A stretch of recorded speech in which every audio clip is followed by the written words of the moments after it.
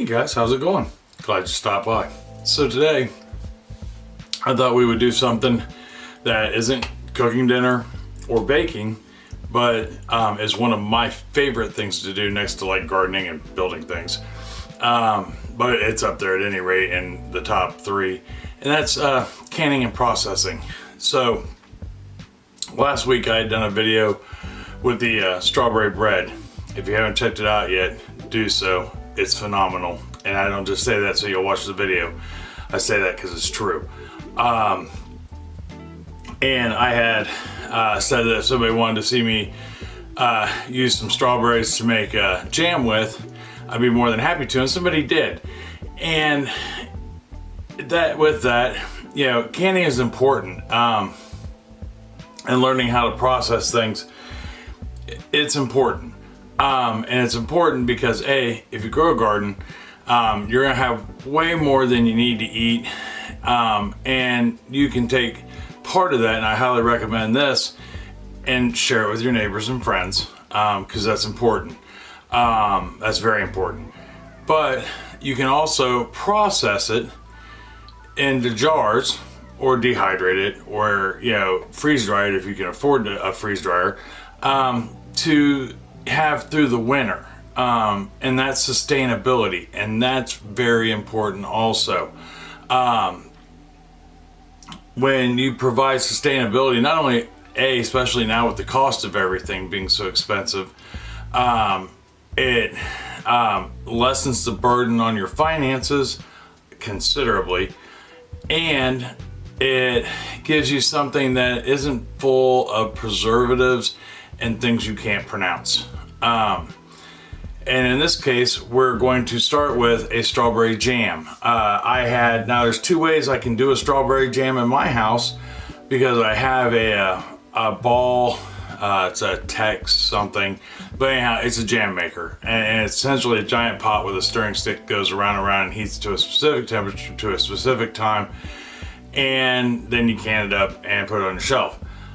And then we're gonna do it the way we're gonna do it today. Because I feel not everybody is going to own that. Plus, this way is also good to know, just so you have the ability to do it when times are harder. This can be done on a little gas grill. It can be done on a little kitchen burner. It can be done on propane burners. This is something that is multifunctional. So let's say the power's out, or something happens that you don't have electricity for an extended amount of time. This will give you the ability to make something to keep fresh, right? Because these will, in this case, I'm using ball products, will last for at least 18 months. And we'll talk about that as we make this. But it's something you don't necessarily need an electric oven to do, or electricity to do. But that being said, if you're new and this is your first video, welcome. Like I said, normally we do dinner or desserts, but we also can here. We do all things food. I hope you get something out of this video. Check out some of my other videos, whether it is dinner, baking, or some of the other canning videos I have. I have a few of them. If you are returning or a new subscriber, I'm glad you stopped by. I'm glad you joined the neighborhood. I'm glad you came back. Thank you. That being said, don't forget to like, subscribe, and share. That's important. Keeps us out in the algorithm, keeps me relevant, helps our neighborhood to grow, right? Comments, always welcome. Questions, definitely welcome. You can ask them here or on Facebook. The only thing I ask is you keep them civil. It's okay to disagree. Just think before you type. Don't be rude. That being said, let's hop on down here to the counter, and we'll start talking about what we need and making this. All right, hold on for me 1 second. Okay, we're down here at the counter now. First thing you're going to need is a recipe, a solid recipe. And like I said, I'm using the Ball canning recipe. They make jars and lids. They're probably the biggest jar and lid maker still left out there. You also have Kerr and a handful of others. I like Ball mostly because they're easy to find and get for the most part. 2020 was a little rough. And their products to make it with is already available. There are several different kinds. The pectin that we use to thicken this up with it is made by Ball. Sure Gel also makes one, and then you can buy a clear gel, what's called clear gel, that will also help solidify it, but you don't want to use like cornstarch, not with processing. It does weird and sometimes bad things to your product. So you want to stick with something that is in this case it's pectin. Pectin is inside every bit of fruit that you buy, and it acts as a natural solidifier. It thickens things up like cornstarch. But Sure Gel does the same thing, also made out of fruit pectin. Clear Gel, I believe, is the exact same thing. It's made from fruit, not from corn or potato. So now that we've gotten through that, and these are important steps. Canning is very easy, but you have to kind of follow the processes, especially in the beginning until you get to know more about canning. So I've got a good trusted recipe. It came from Ball. Their recipes are trusted. You can also get them from the National Center for Home Food Preservation. I'll put that link to their website down in the description, along with Ball's website. You can get it there. They also have books, things like that. But, do your homework and you'll be okay. I will not steer you wrong, and I will not deviate from a video much from what the rules are. I'll never deviate from the rules, but, some people, there's like rebel canners out there who will can pasta and rice, and you shouldn't do that in a home canner. That takes specialized things that you find in a factory. I mean, you can, but I'll never do it on this channel. So that being said, let's get started. So the first thing we need is obviously strawberries. So I have roughly 4 pounds, probably a little heavier, closer to 5 pounds of strawberries, because I need to get 5 cups of smashed strawberries, crushed. So what I did was, before we got together to try to save a little bit of time, I went ahead and diced up 2 giant containers of strawberries. And that way, when we mash them, because we're going to mash them with this potato masher, we don't have to get them smooth. We're not making mashed potatoes. But what we want to do is break them down as much as we can beforehand. So I diced those up, and then I got a separate pan right here, or a container, and I got a single layer here, and all I want to do is mash these up, get those juices going, and then I can measure it out. And I want to use a liquid measuring container, not a solid one. So we don't want to use like a 1 cup measuring cup here. We want to use a liquid 1 cup. So if you don't have a big thing, that's okay. As long as you got an 8 cup measuring cup, you've got this. I got my strawberries smashed, as you can see right there. Now you smash them, and it's not because you're trying to make a puree, or like I said, mashed potatoes. But what we just did there was release juices. We released natural sugars. We released natural pectin, which is exactly what's a dried version right here. So now that we got that going, because jam has got chunks of fruit in it, we're going to go ahead and put this. I've got a 6-quart pot here, and I'm going to go ahead and put that in there. And then, as I was mashing that up, right here I've got my water bath container. All right, it's nothing fancy. It's a large, what used to be a seafood boil pot until I dinged it. And now it's my water bath container. So I got it warming up, and on the inside of this, you never want to let your jars lay flat. Well, we'll look more into that here in a little bit when we go to put them in. But I've got my water boiling, or water warming in here, so that way when we're ready to can, the water temperature isn't cold, because this will be hot. This will be hot also. If this is cold, you crack your jars. And we'll talk about that here in a second. But I wanted to let you know, get your water going now. Just turn your stovetop or whatever it is on low. Boom, there you go. We've got our 5 cups, about 1,500 grams worth of crushed strawberries. That's going to vary a little, but 5 cups in here. To this, I'm going to add a 1/4 cup, 125 milliliters of lemon juice, and it's bottled lemon juice. You don't want to use fresh squeezed lemon juice, we want that acidity. You have to have the acidity balanced, the pH level balanced in anything that you can, especially when you're water bathing. All right, pressure canning is a whole different beast, and we'll cover that probably next week with, I'm going to do hamburger with us. You know, we're going to do hamburger. Somebody a while back had asked about doing a hamburger, and we're going to do that as a video also. So I want to, and like I said, that's completely different beast. Not hard, just different. But I need that pH level to be, you know, balanced with acidity so we don't hurt ourselves, right? Botulism, which you can get from canning, it can make you very sick, and depending on who you are, could even cause death. I hate to say that, but it's true. So we've got our 1/4 cup of lemon juice in there. We've got our 5 cups of strawberries. Next thing I'm going to add to this is 3 tablespoons, 6 grams of real butter, unsalted real butter. All it does is it helps to keep the jam as it's boiling from foaming up. If you don't want to use butter, that's fine. You don't have to. Just when we're done, you'll have to scrape the foam off of there. So what I'm going to do next is I'm going to add my pectin. All right, before I even turn any of this on, I'm going to add 6 tablespoons, 48 grams worth of, in this case, like I said, I'm using classic pectin by Ball, and I just want to get it in there and let it get wet. You know, we'll put it in a tablespoon or 2 at a time. Then we're going to give it a stir until we get it all in there.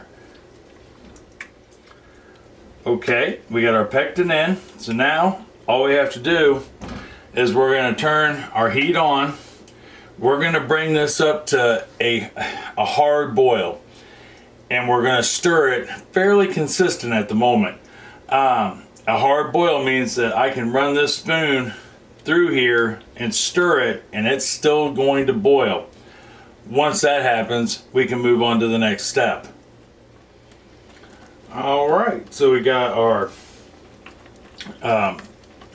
strawberries boiling while I'm stirring them, which means they're ready for the next step.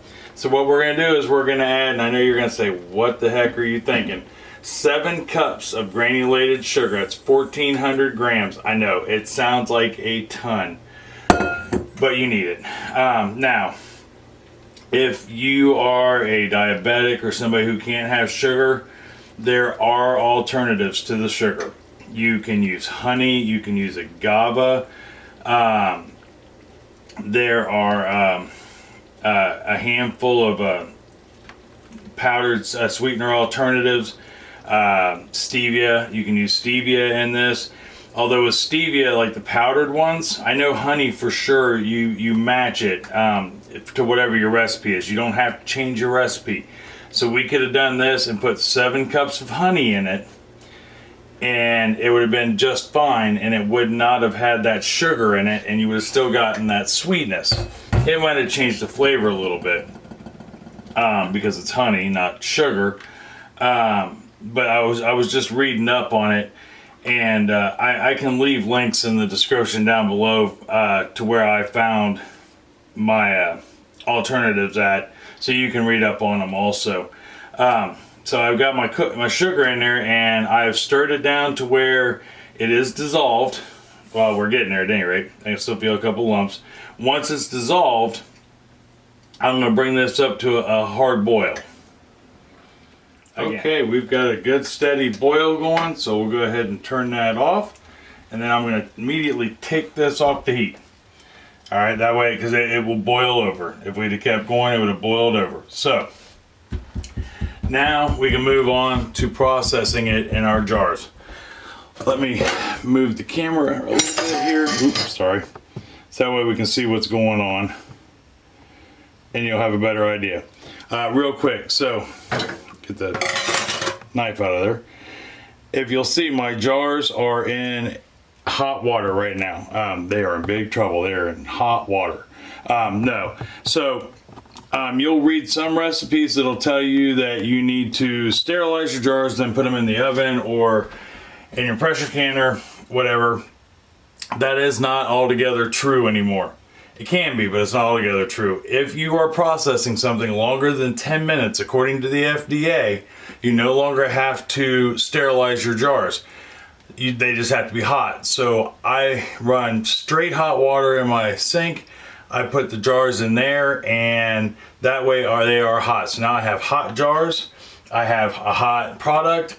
I've got a pressure or a water bath canner that is warming. That is also warm. That way we are in good shape. So now to process these, we are also going to talk about lids for a second too. But I am going to just take a few jars out of here. Take 4 out to start. I've got 10 here total. It says this recipe should make 8. Now I have yet to find a recipe that makes exactly what it says. And that's just straight honest truth. Sometimes I'll get a recipe that says it makes 8 and it only makes 6. Sometimes I find a recipe that makes 8 and it makes 12. It just really depends, and I don't know why that is, but it really does, because your measurements are exact. So, but that is just a truth, all right, and canning. So you will need jars, you will need lids, you will need rings to hold your lids on. You will need a jar lifter, and you will need a funnel. You will need a stir of some kind to get the air bubbles out with. But let's start with, we'll just use this. Wow, sorry guys. I'm not as prepared as I'd like to be. Now, when you read things, recipes online, they make it sound like you have to rush to get things done. And to some extent, that's true. But don't rush so bad that you hurt yourself. Now, I don't know how well you could just see that, because I got a blue funnel in the way. But see, if I move this to the side, it still has a little bit of foam on it. Now, the foam will not hurt anything. I am not going to take it out. But you'll see as we go, that is actually a really deep red that's in there.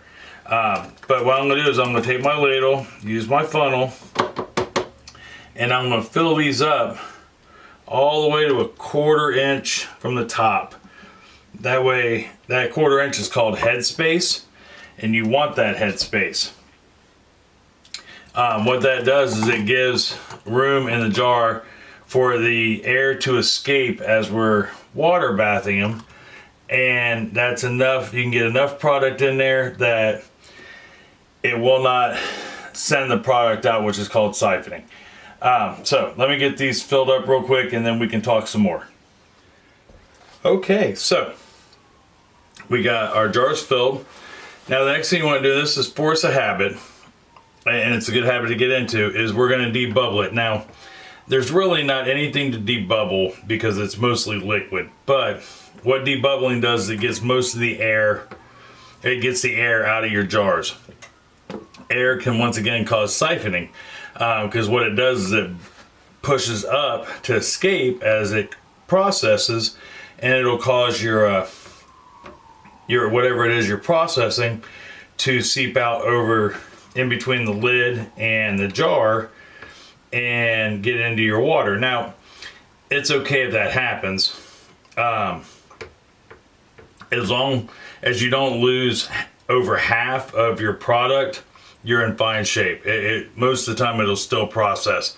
Now, this is 90% liquid, and you want to use wood or plastic to debubble with.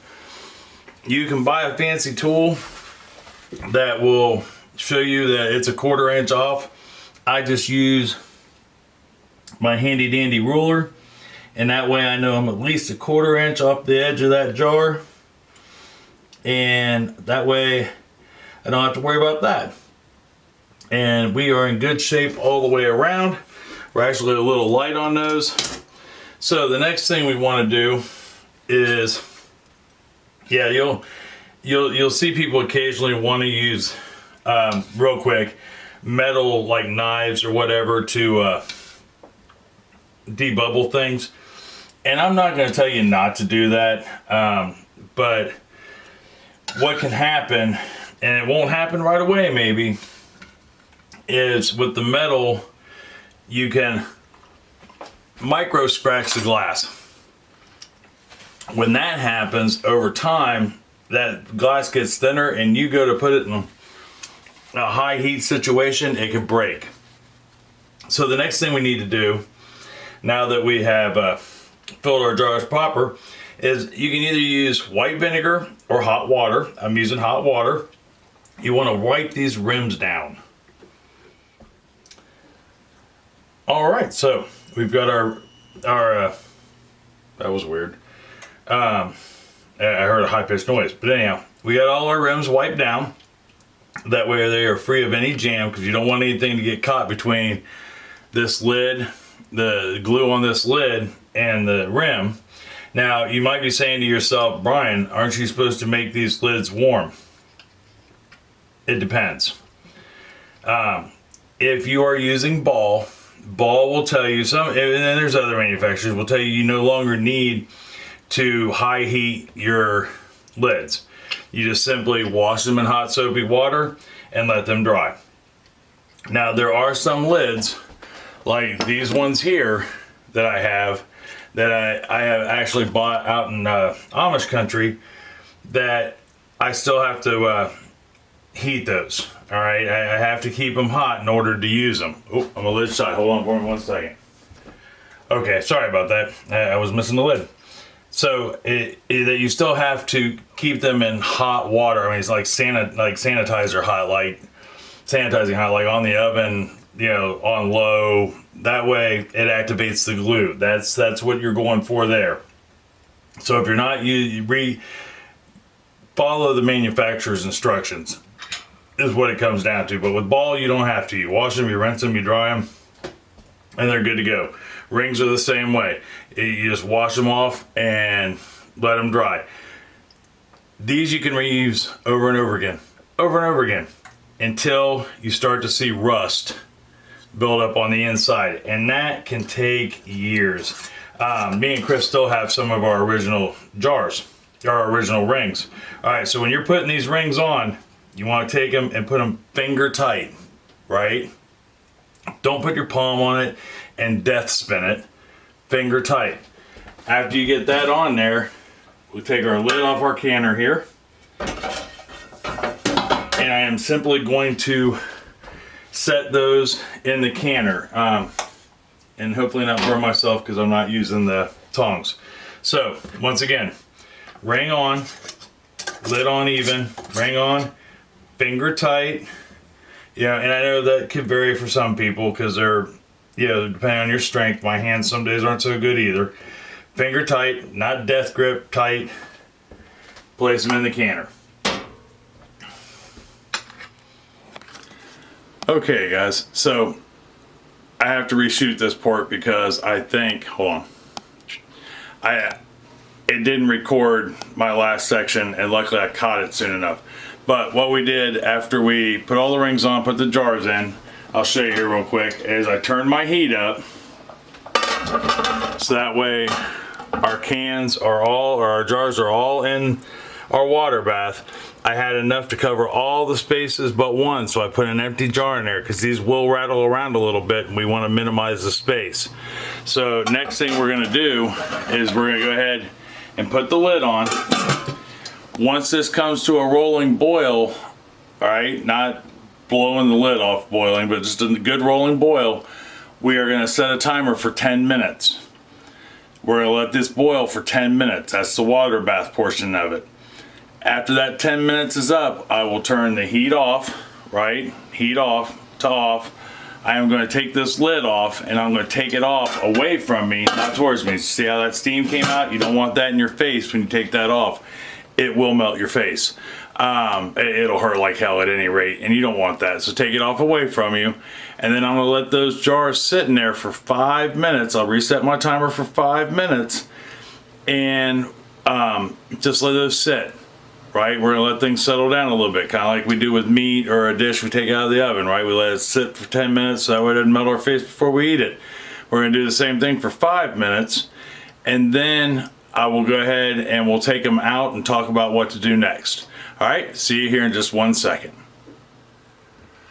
Okay, so our 5-minute timer just went off. The next thing we need to do is get these jars out of here. Let me 1 second there, let me bring you down just a hair so you can kind of see more what's going on and not so much of me.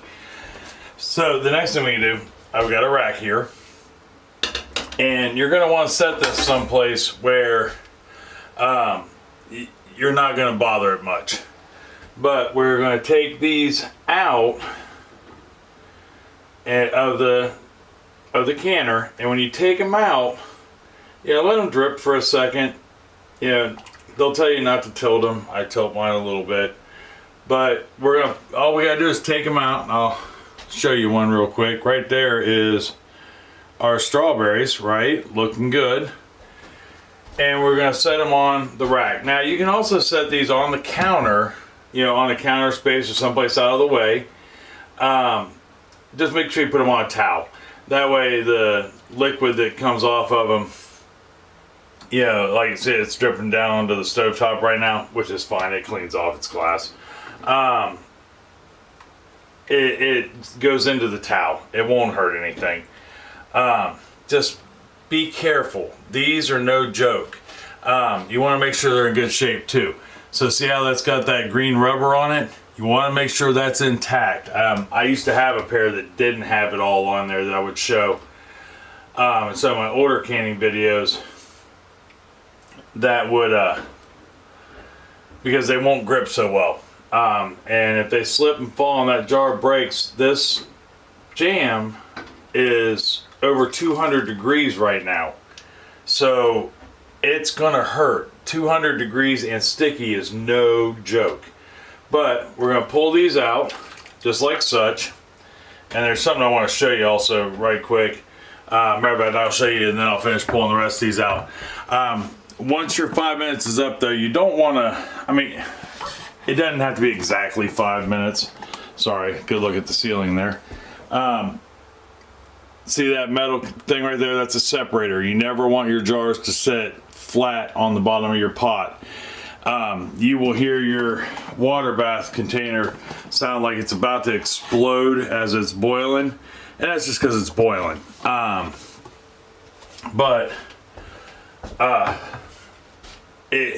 That's some jars rattling around.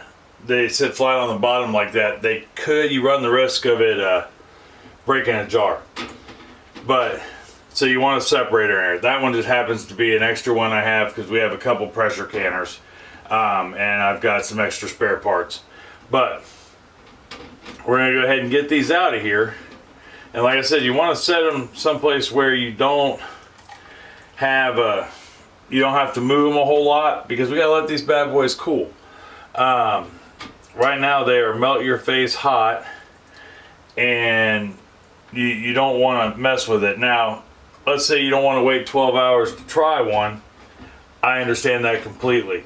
So if that's the case, instead of putting all your jars in, take one of them, stick them in the fridge, because it's done. All we're doing now is getting these to seal, which is the important part. And hopefully we get to hear one seal before I let you go for a second. But we're gonna let those set. You're gonna let those set for about 12 to 24 hours. And you want to try not to fuss with them. And you're gonna listen for a ting, is the best way to describe it. I don't know if you just heard that, but one of them just doot. Yeah, and that means it's sealed. Let's see if I can get this to do it. Hear that? Right there was one. When you hear that pop, that means that it has sealed. There's another one. And that can take, don't get discouraged if you don't hear them right away. That can take up to 8 or 9 hours, but it's okay. So I'm gonna let these cool for about 12 to 24 hours, and then we can move on to the final steps before we put them away. All right, I'll see you here in a second. Okay, so we let our strawberry jam sit for 24 hours, and well, almost 24 hours, be another hour. And on the rack, I actually later on in the evening transferred it to that shelf back there. right behind me, but just to get it out of the way. But they're cool. So, and I've already checked everything and labeled it, but what I did was I took all the rings off, right? As I took the rings off, I picked my jelly jar up by the lid. Now, if that lid isn't sealed, your jar is going to fall. So when you pick them up, keep your hand underneath of it. Now, if it falls, it's okay. Put it in the fridge. Just use it. Yeah, not a problem. It just means you can't set it on the shelf. So I checked all my jars. They're all good. I can pick them all up by the lid, hold them, shake them. So now I know they're properly sealed, right? There's no air left in there at all. That's awesome. That means they're ready to go on a shelf, right? So what I did was, after there's another look at our strawberry jam, I put what it is. All right, and in this case, I know it's jam, but what kind is it? Strawberry, it's not raspberry or anything like that. And I put the date on it. That way I know, because at least with Ball in particular, they guarantee their lids for 18 months or a year and a half. So I know that should hold for a year and a half. Now, let's say something goes wrong and it's sealed now, but not down the road. That's why you don't put these back on. Now you'll find some people will set them on there and give it a twist like that. And in all my years of canning, I've only had one jar ever not properly seal, yet I was able to pick it up.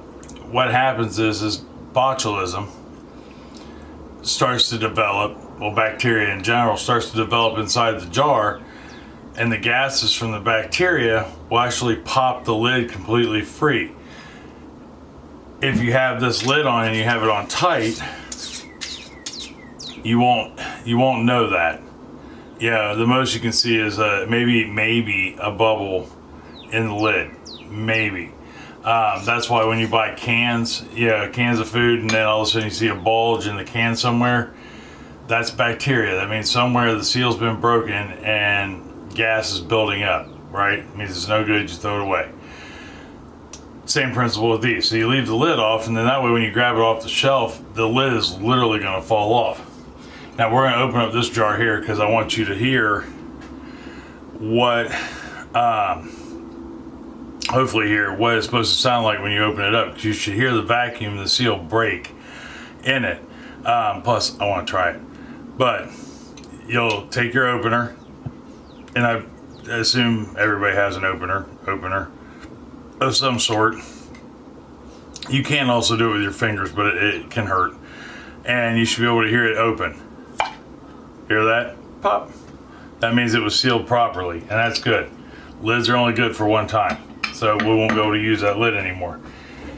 And now, like I said, I want to taste the jam to make sure, it lives up to par. I tried a little bit of it yesterday when it was still warm, just to make sure we were in the right direction, right? And it looks good. It's got a nice consistency to it, which is good. You want that. Not too thin, not too thick. That's perfect. That tastes just like the jelly or jams you'd buy in a jar. Another thing I was thinking about yesterday. Now, once you've opened it, put your lid back on, put a ring on, or refrigerate it. But yesterday I figured out, what does it cost to make this jam? So, and this won't take long. If you were to buy an organic or a higher end jam or jelly, you're looking at about $4 to $5 a jar. And a jar that's not much bigger than this. These jars here, the initial costs I had to buy the jars were like $3.54 for the jars. Jars, strawberries, electricity to cook them, everything. Everything. Ingredients, all that. $3.54. Next year, it'll cost $1.15 less because I already have the jars. So next year, all I'll have to do is buy the lids, just the lids, not the rings, just the lids. And you can get a dozen of them for about $3.50. And then the strawberries. So you're looking at $2 and change per jar of jam, and you know what's in it. There's no preservatives in it. That's the important part. Jam in and of itself is not healthy, right? It's packed full of sugar, but it's not packed full of preservatives. Yeah, and things that can hurt you. That's my main goal, my main reason for canning almost everything I do. I have two reasons. Money, yeah, it saves me money, especially when the garden's going. And I know what's in it. You know, I know if I were to slap an ingredients label on this tomorrow, I can pronounce everything that's in it. That's important to me. It's important to our family. It should be important to you too. That way you know what's in it. So it took me about an hour to make. I have 12 jars. This will last us a good little bit on top of the 9 jars downstairs, on top of the 9 jars of blackberry jam we did. And it'll last us. It'll sit on the shelf for at least a year and a half. It could go longer. You just want to make sure you can pick it up off the shelf like this. I've had things last 2.5 years. They'll get shoved to the back and I'll forget about it. You know, but they're still good. Just pop the lid, smell it, look at it, you know, give it a small taste. 9 times out of 10 it's still good if the lid's still sealed. But that being said, give this a try. It's a good introductory to canning, you know, and water bath canning in itself is very easy. It's simplistic. Well, canning in general is simplistic. There are a lot of good recipes out there for water bath canning, and you'll have fun with it. I guarantee it. And you'll have a satisfaction in knowing that you made it yourself, and you know what's in it, and your family's going to enjoy it, you know, or your friends, depending. I'll give some of this stuff away, but so I don't know what we're doing next. More than likely hamburger, and we'll probably, that way we can look at pressure canning, and I'll probably start canning stuff again. I never stopped canning, but I'll start filming it. Sorry if the video went too long, but all the same, leave me a comment down below if you do canning and if it's something you enjoy and the things you've canned. But until next time, I love you. I love you very much. I mean that from the bottom of my heart. Tell somebody else you love them and love them very much. They may need to hear it. It's going to make them feel good to tell them. It's going to make you feel great to tell them that and watch the smile on their face when you tell them that. And take them a jar of this jam. I guarantee they'll like it, and you're going to make a friend and good conversation. You're going to have a great feeling knowing that you gave a friend something that you made from scratch. So until next time, I love you. I'll see you then. Bye-bye.